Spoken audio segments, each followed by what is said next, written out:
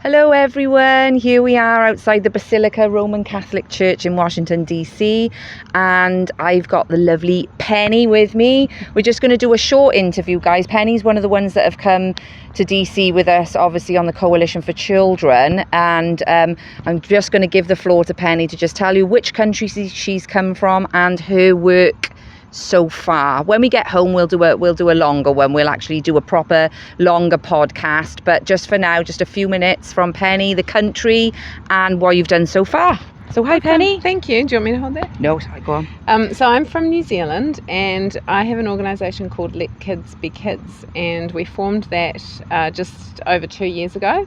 After looking at what was going on with the comprehensive sexuality, which we call Relationships and Sexuality Education, or RSE, in our schools. And so we are a grassroots network of parents and grandparents who are looking at what's going on in schools. We go into the schools and ask them for clarification on what's being taught in the classroom, and that in itself for New Zealand parents is not easy, because we don't know what we don't know, but then when we start to ask, we realise that actually they've cut parents out of the conversation. They don't want us to know, and that then makes us dig deeper. So that's kind of how we started, and now we do advocacy at a government level, and now international, which is why we're here. Which is great. Have you got because in Wales we don't have like a school board where you can go in, like in America they have like where you can go in and speak to the whole school board. Do they have anything like that in New Zealand? Or so we have, each school has a board.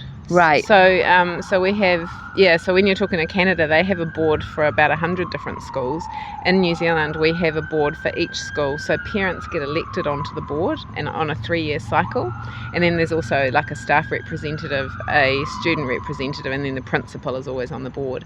So depending on the size of the school, there'll be different amounts of parents that get elected on. And I was on my school board from 2019 to 2022, which was kind of how I started to see a lot of the difficulties, as far as I coined this sort of phrase, their policies before people, and I'm people before policies. So when you're in a situation like that and you get voted in and you think that you're there to represent parents and to be the voice of parents when you're looking at how the school is run, I was told, going through the COVID time, that actually no, you're here to do as you're told.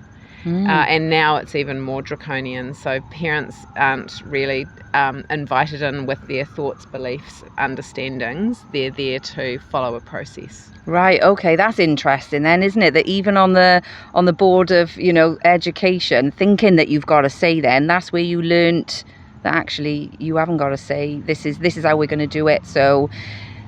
And not only that, but if you have your own say. So I questioned the COVID just stuff. going to ask you. So I started. It was when the New Zealand government, Jacinda Ardern, who's someone you might have heard of, she announced, or they announced, I should say, the government, that they could vaccinate 12 to 15-year-olds without parental consent.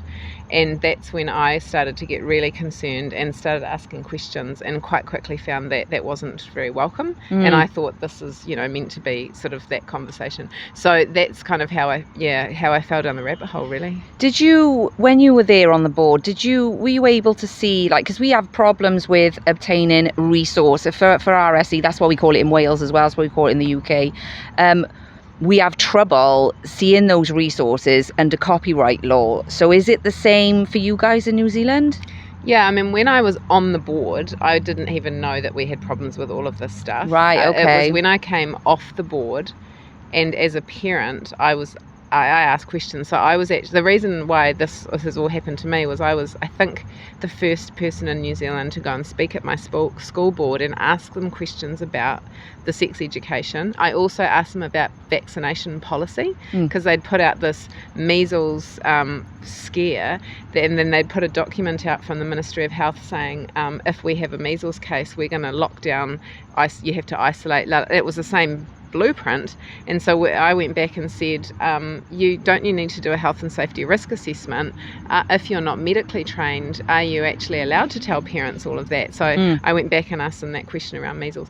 But you're not aware when you're on the board that there are issues going on, because you're just at a governance level. So then I realised that what you need to do is make the board aware that there's a problem if you're going to the teacher and the teacher says, due to copyright, because that's what we started finding. As parents started to send their emails into the principal or the teacher, we would get all these emails back saying due to copyright, due to intellectual copyright, which is not copyright law. Like, copyright law is saying if you take someone's work and credit it for yourself. Yeah, exactly. So we're saying we don't want to use it. We don't want to go and say, hey, this is our work.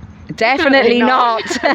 But what we have the right to do is to be able to look at it, and and so we always say, and you guys are on such the same page as us, if the school doesn't want you looking at something that the children are being taught, particularly if it's about sex ed and if it's about the one topic that in New Zealand you're still allowed to opt out of, red flag. That's a big red flag. And then you've got to go and dive deeper. Yeah, this is what I actually said. I say a lot. I said, if my, because our daughter is home educated, she always has been, but if she was in school and the school was stopping me from looking at her geography work, I'd be suspicious. But when we're talking about sex education and they being really shady about those resources, no way, that is a huge red flag. And you are right, they're using the copyright excuse, but it's not actually what copyright law is anyway. But that's how they seem to be getting around not showing the parent what they plan on teaching their children, which is absolutely horrific. So in New Zealand now, after your time of campaigning,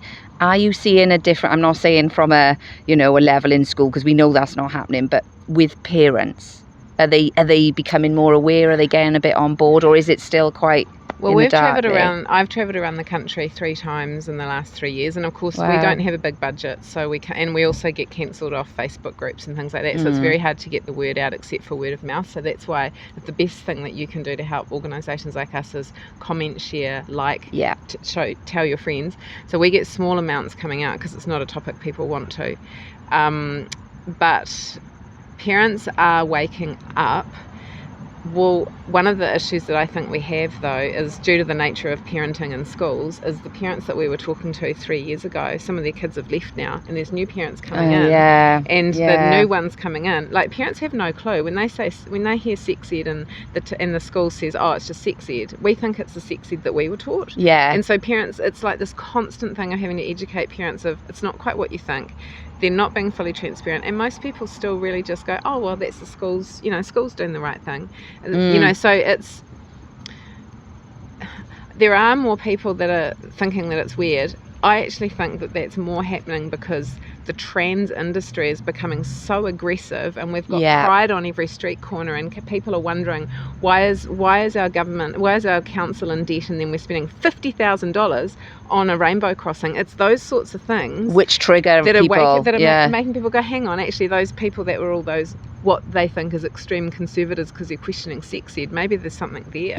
So we kind of got to leverage what's going on in all of those areas rather than just focusing on and actually books. I didn't think, you just hit the nail on the head there, really. I hadn't quite thought of it like that, but where you say, after a while they leave, and then those parents are gone, then you have to re-educate the ones going in. That's like, it's a constant all the time then from that point of view. Well, and also the policies at the moment are getting kind of harsher around it. Although I will say what happened in New Zealand is we have a 3-year election cycle, and we have an MMP, which means that we have coalition governments. I'm not sure what it's like in Wales, but we actually had a 3-party coalition, which I don't think we've ever had before. And one of the parties, which only got 6% of the vote, they're the only party in New Zealand that are saying this is really woke, this is ideological, and we want to get it out. So we then advocate with them and give them the evidence that the parents have gotten at the grassroots. Excuse me, and we do everything that we can to provide them with the information.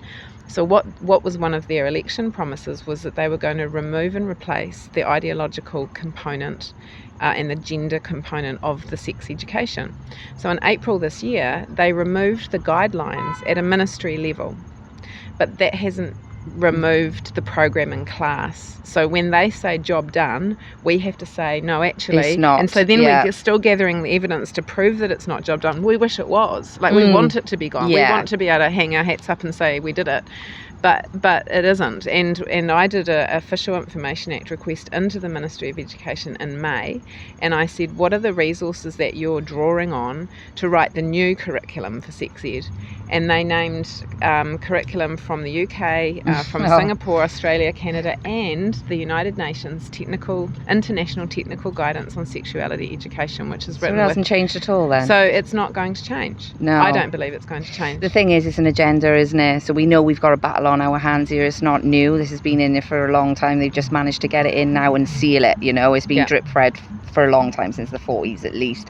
So we have got a battle on our hands, but we will stick together, and it's been really great meeting you guys out here. And like I say, thank you so much for everything you're doing. Really appreciate it. Great to meet you. And we will have a longer podcast where we can go into much more detail when we get back home. So thank you very much, Penny. It's amazing to meet you and to come across other people, organisations, because we're all ending up at the same point. Yeah. And we're all going in the same direction, and we're seeing the lockstep across the Western nations. And so now we're going to be able to share more of our information to prove to people that this isn't just some small thing. Yeah. This is a targeted attempt to destroy the family unit from within, and they know strategically, as Marxist communist theory is, that they do it by grabbing the children and turning the children against the family. Yeah, exactly. So That's exactly how they've done it. We all talk to parents every day that that's happening. So yeah, so thank you very much. Thank you very much, Penny. Thanks, guys. Thank you.